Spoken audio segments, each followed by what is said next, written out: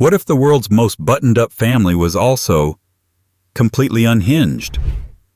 Behind the crowns and curtsies lies a royal history of secret ghost readers, talking trees, swearing parrots, and a king who brought his own toilet seat.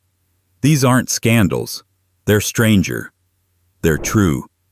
From pet cemeteries to frozen chicken pranks, we're diving into 23 of the most bizarre, hilarious, and downright baffling stories ever to leak from behind palace walls. No conspiracy theories, no drama, just real royal weirdness, polished, powdered, and totally bonkers. Welcome to the 23 weirdest British royal stories that are totally true. Before we dive into the royal madness, take a second to subscribe. It keeps the crown jewels polished and the stories coming. While you're at it, drop a comment. Where in the world are you watching from? And what time is it right now? Midnight in Manchester? 3 a.m. in Toronto?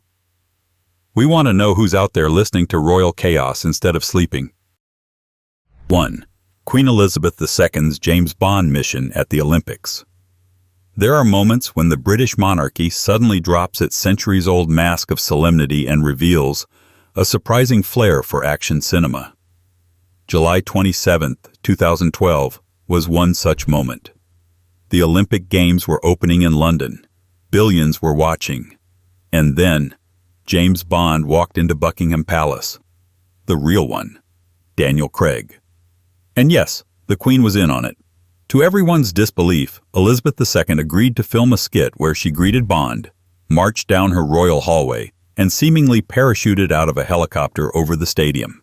The crowd roared. Most thought it was CGI or a look-alike. It wasn't. The Queen had not only greenlit the joke, she insisted on doing her own lines. "Good evening, Mr. Bond," she said, like she'd been waiting decades for the moment. No body double for the indoor scenes. The Corgis got cameos. The Queen got laughs. And for one surreal night, the monarch of 1,000 years was a surprise action hero. It was perhaps the only time a reigning sovereign did a stunt that could have made MI6 nervous.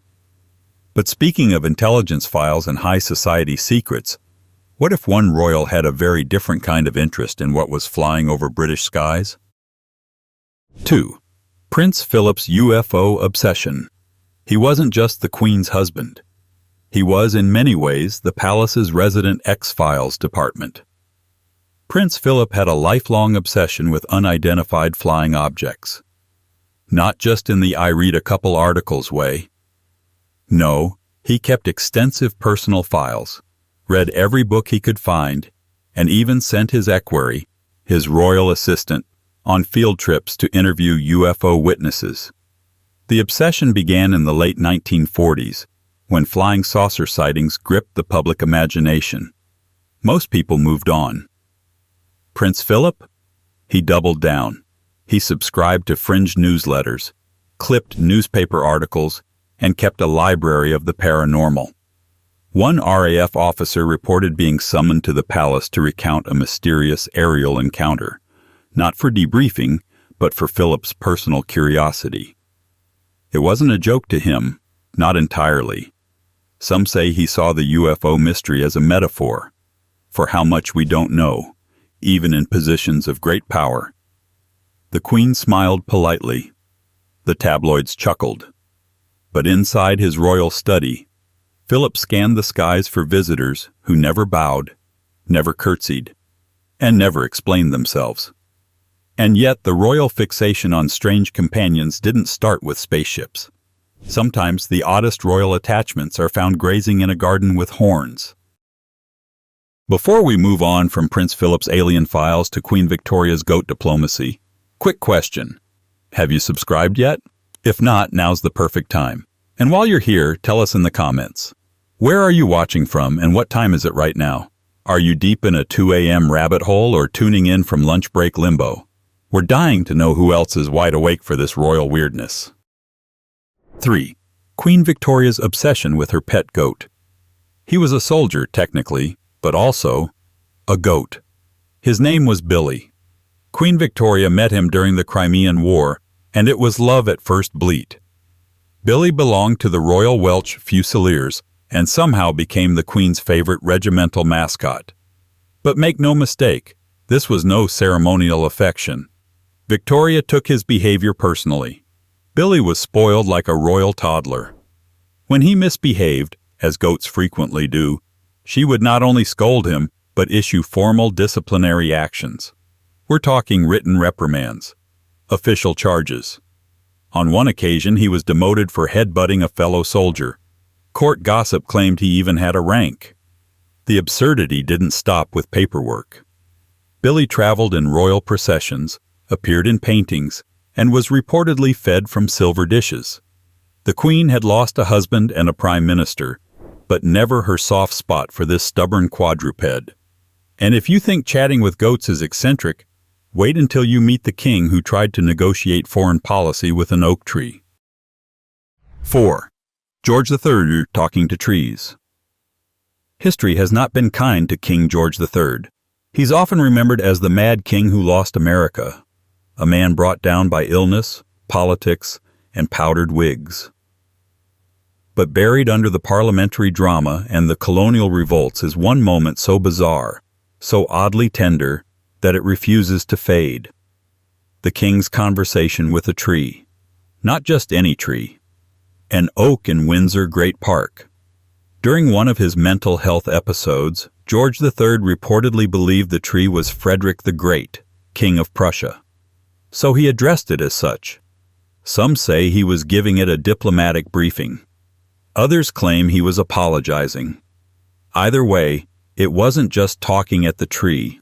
It was a dialogue. He listened, he nodded, he responded. The bark, as far as we know, remained diplomatically silent. The image is almost too poetic.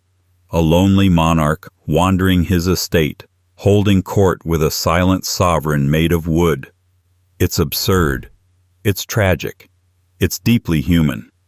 And it sparked a strange tradition among the royals, the idea that some quirks, once begun, must never die. Which is perhaps why a certain Elizabethan habit stuck around, long after the queen who started it was dust and legend. 5. Queen Elizabeth verse. Yes, after 1707 in cultural memory, had a royal taster tradition extended. Technically, she died more than a century before the United Kingdom was formed in 1707.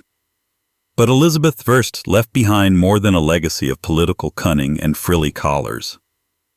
She left behind a ritual that her successors clung to like superstition: the royal food taster. The logic was simple. If someone wanted to poison the monarch, they'd have to get past the sacrificial stomach of a designated sampler first. Elizabeth I never dined without one. Neither did many monarchs after her, well into the 18th and 19th centuries.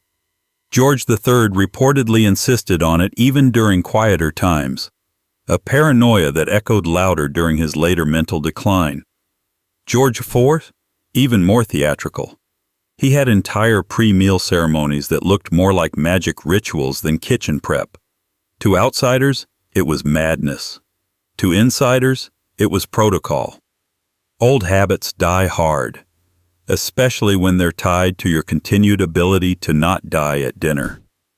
And sometimes, those same monarchs who feared poison also feared looking hungry. Which brings us to the only royal in history to eat enough for 10, and still fake starvation. 6.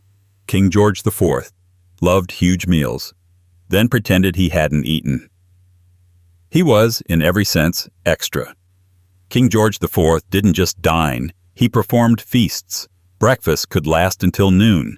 Dinners could involve entire roasted animals, courses stretching to absurd degrees, and more wine than a modest vineyard could supply. And then, after all that, he would sigh, lean back, and declare, "I haven't eaten a thing all day." Why? Because George IV wanted seconds. And if you pretend it's your first meal, who's to stop you? Contemporary accounts paint him as a gluttonous showman with the appetite of a mythological creature. He once claimed to be on a diet while devouring 5 courses. He'd order lavish desserts and insist they were for someone else, until no one else touched them, and he was forced nobly to eat them himself. It was deception, indulgence, and deeply theatrical denial. But his hunger wasn't just for food. It was for attention, admiration, control. And like many royal cravings, it was served with a side of absurdity. But when indulgence took architectural form, one queen turned her craving into an entire room. And yes, it smelled like cocoa. 7. Queen Victoria's Chocolate Room. Some monarchs conquered continents. Others, like Queen Victoria, conquered cravings. Deep in Buckingham Palace, tucked away from the grand halls and diplomatic chambers, was one of her most cherished sanctuaries, a room entirely devoted to chocolate. This wasn't just a pantry, it was a fully operational chocolate kitchen, staffed by specialists whose sole job was to prepare cocoa delicacies for the Queen, day in and day out. Drinking chocolate, molded candies, truffles, layered desserts. The royal menu was a sugar-coated fever dream, and all of it was made from scratch, on-site, under Victoria's watchful and hungry eye. The room became so iconic that its legacy lasted well beyond her reign. By the early 1900s, chocolate cooks were still considered an essential part of the royal kitchen. Victorian-era visitors whispered about the smells wafting through the palace corridors. Not incense or perfume, but the rich scent of boiling cocoa and candied cream. And while Victoria never made the sweets herself, she oversaw them like a general commanding a dessert army. But not every royal confrontation was fought over sweets. Some were settled with sheer attitude and a legendary refusal to cooperate. 8.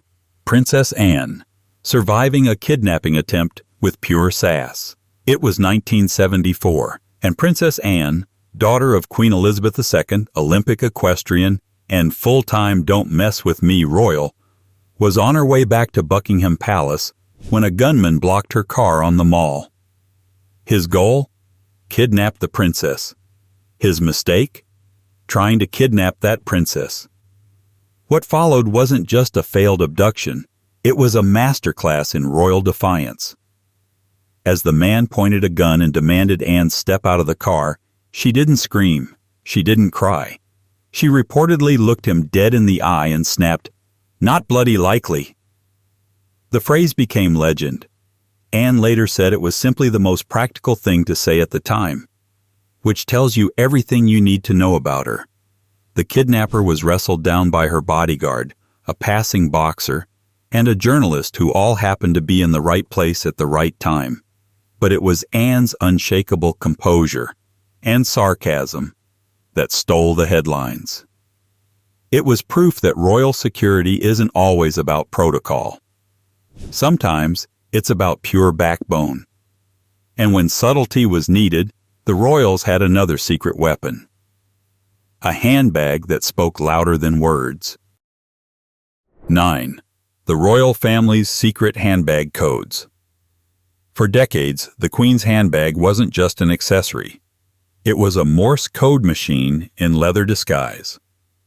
Queen Elizabeth II developed a silent, elegant language to escape awkward conversations, dull events, or tedious guests, all through the position of her purse.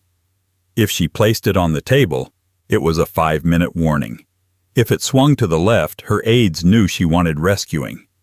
If it stayed on her arm, everything was fine. The Queen never had to say a word. Royal staff were trained in this subtle language. It was like being part of a secret spy operation, except the only enemy was boredom. One aide once joked that when the Queen fiddled with her bag, someone was about to get the hook. And it wasn't just used in public. Some say she used similar gestures in private, communicating with footmen, Corgi wranglers, even Charles, all with the twitch of a handbag. But if you think that's impressive, wait until you meet the royal family members who weren't human and knew exactly how to summon an elevator. 10. Queen Elizabeth II's Corgi elevator rules. They didn't wear crowns, but they ruled the palace with stubby legs and absolute confidence. Queen Elizabeth II's corgis were more than pets. They were fixtures of the monarchy. Dozens passed through her care during her reign, each with its own name, personality, and apparent understanding of royal protocol, including how to use the lift. Palace staff revealed that the Corgis had learned to summon the elevator by simply sitting in front of it. They wouldn't bark. They wouldn't scratch. They'd just wait. And eventually, a human would appear, press the button, and escort the tiny monarchs upstairs. No drama, no leash, just expectation, the kind only royalty, or royal dogs, can pull off. This wasn't an isolated event. Over the years, staff grew accustomed to planning around the dogs' routines. They had free rein across the palace, personalized menus, and their own Christmas stockings. But while the Corgis ruled quietly, one future king traveled with a very different kind of personal item, one not intended for sharing. 11. King Charles III carries his own toilet seat. Everyone packs differently. Some bring books. Others bring power adapters. Then there's King Charles III, who, according to multiple former staffers, insists on bringing his own toilet seat when traveling. Yes, his personal, portable throne. Allegedly, it's part of a comfort-first philosophy that also includes monogrammed towels, specific bath temperature instructions, and a very particular brand of toilet paper, Kleenex Velvet. Former royal aides have claimed that he sends a day-of-visit checklist ahead of his arrival, detailing everything from the type of honey to be stocked to, yes, the placement of the personal loo lid. To some, this sounds absurd, but for Charles it's simply routine. In the royal ecosystem, where protocol rules and familiarity is rare, comfort becomes a non-negotiable. The toilet seat isn't about extravagance, it's about control. And speaking of control, the Queen Mother had her own set of boundaries, especially when it came to uninvited house guests with whiskers and tails. 12. Queen Mother's pet rats. Sort of. Technically, they weren't pets, but they were treated better than many staff. The Queen Mother, known for her charm and steel spine, had an unexpected fondness for the palace rats. Pest control was, of course, standard procedure in any estate. But at Clarence House, there were limits. If a rat was spotted in an unused area, say, a forgotten corridor or a seldom used attic, she reportedly insisted it be left alone. "They're rather sweet," she once said, according to staff who likely blinked in disbelief. She wasn't trying to adopt them, but neither did she want them harmed. Traps were forbidden in certain areas. Poison? Out of the question. In a palace filled with protocol, the rats became informal squatters under royal protection. It's a strange form of noblesse oblige. Vermin diplomacy, if you will. But this wasn't the weirdest royal furniture arrangement. That honor goes to her son's predecessor, and his entirely too specific love seat. 13. Edward VII's customized love seat. When your title includes King of the United Kingdom and Emperor of India, one might assume you've already got enough perks. But Edward VII, back when he was still Prince of Wales, believed in custom seating, specifically a piece of furniture now housed in a Paris museum, a bespoke love chair designed for, shall we say, leisurely company. Crafted by a Parisian cabinet maker with discretion and a sense of humor, the chair allowed Edward to lounge comfortably while entertaining more than one companion at a time.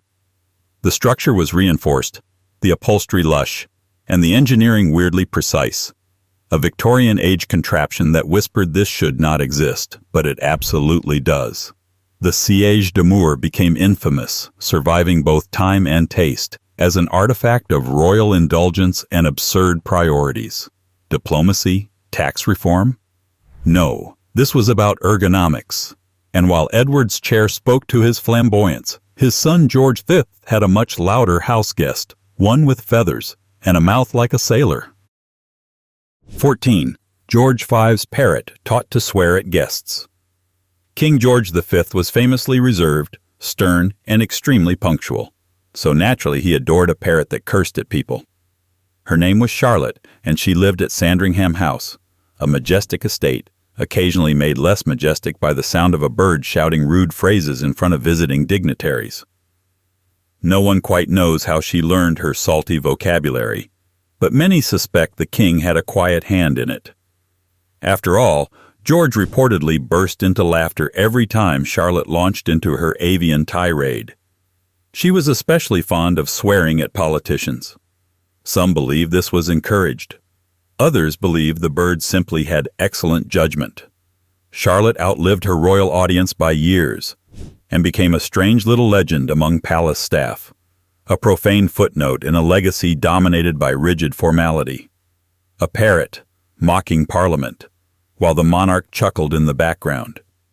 And yet, for all the noise and pageantry of the royal day, some of the most unexpected moments happened in the middle of the night, when another monarch needed something cold, sweet, and very, very inconvenient. 15. Queen Victoria's late-night eating habit. It wasn't insomnia, it was dessert. Queen Victoria had a curious nightly ritual, a craving for ice cream at 3 in the morning. Not just any ice cream, it had to be prepared fresh from the royal kitchens, no matter the hour, no matter the weather, no matter how many staff were trying to sleep. Servants dreaded the sound of the bell in the dead of night.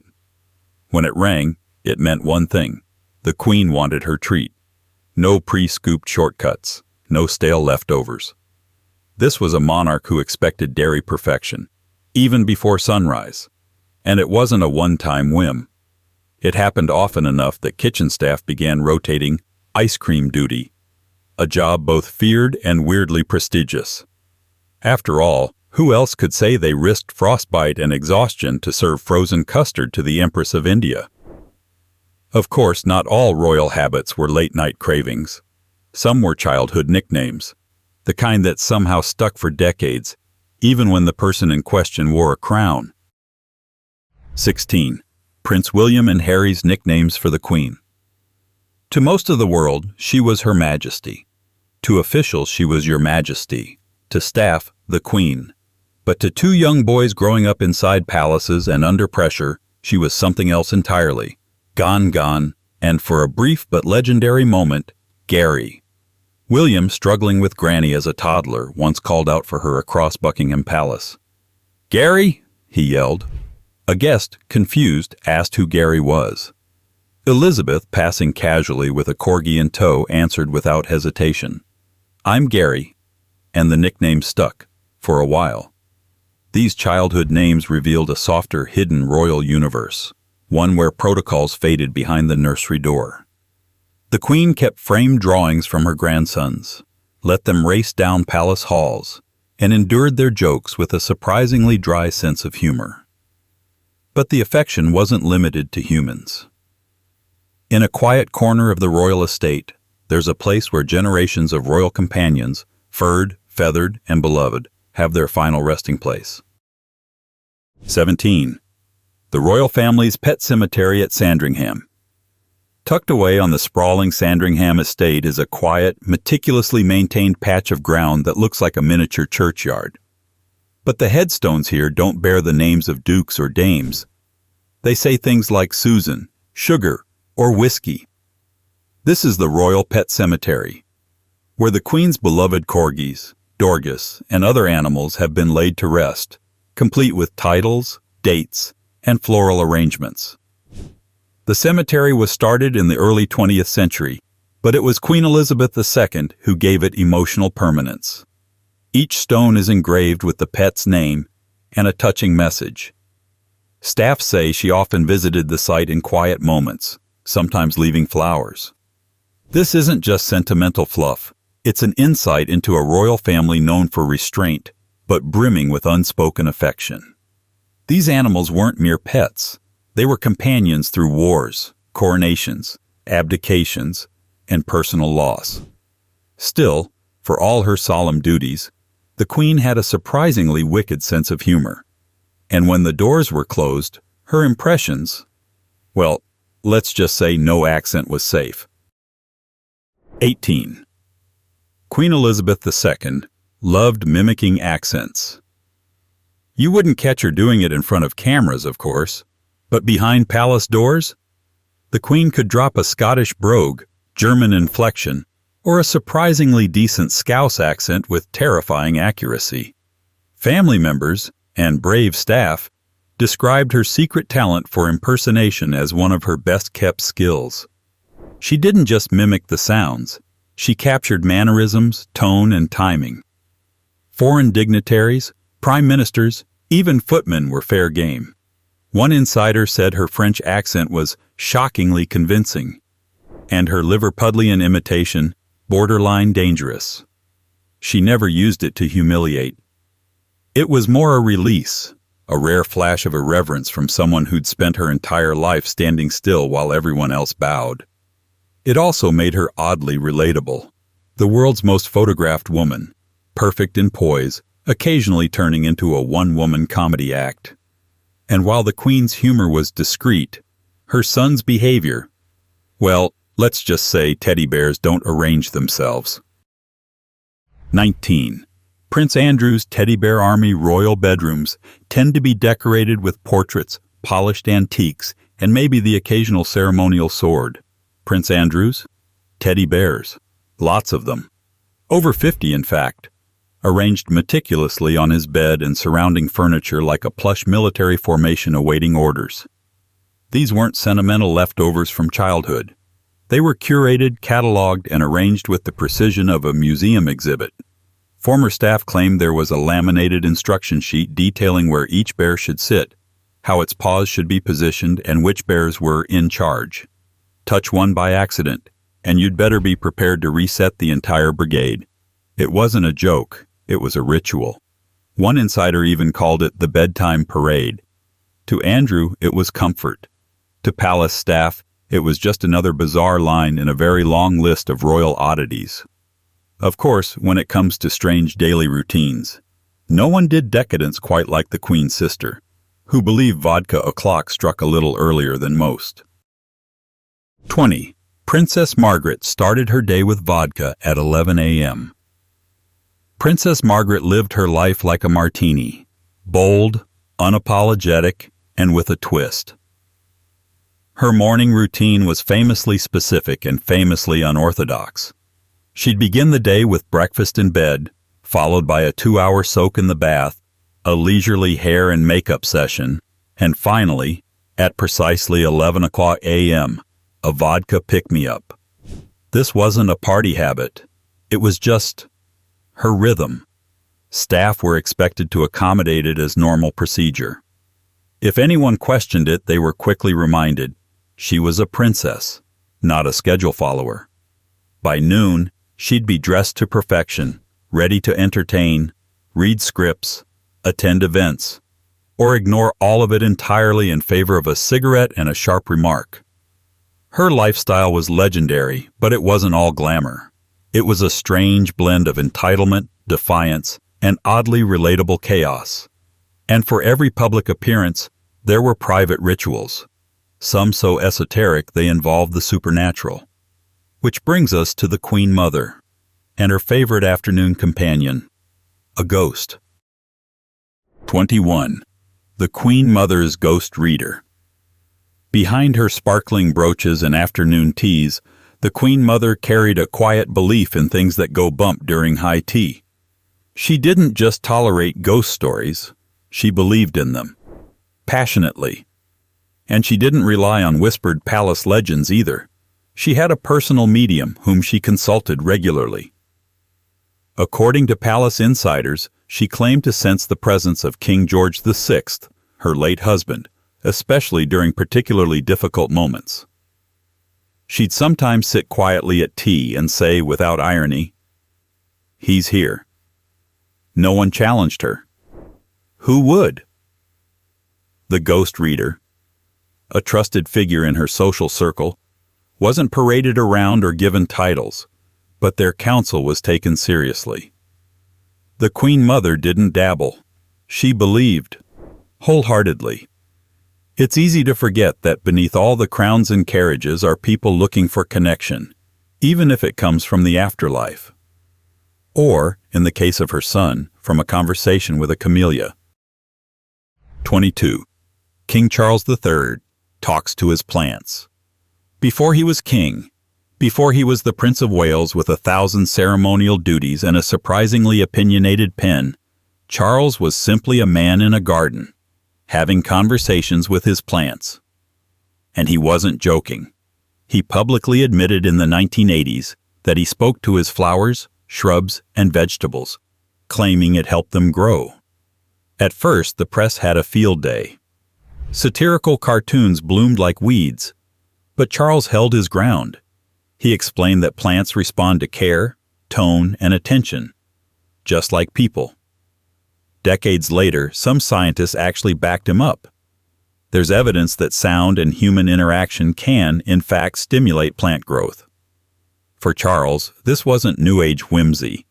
It was a form of stewardship, a quiet relationship between man and earth. One-sided, perhaps, but meaningful. And as it turns out, the royal love of strange conversations doesn't end with trees and tulips.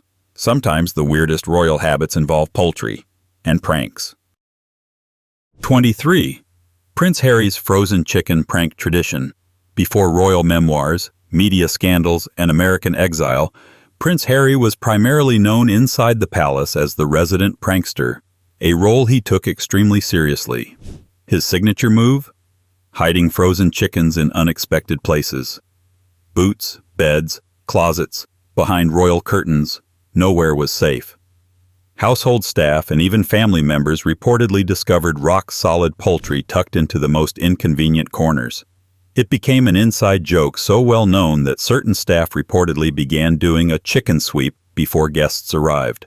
Why chickens? Why frozen? No one knows. Maybe it was the absurdity. Maybe it was the thrill of an aristocrat finding a poultry surprise in a polished shoe. But for Harry, it was harmless rebellion. A way of disrupting the suffocating stiffness of royal life with something both hilarious and totally pointless. And in a way, that's what makes it so unforgettable.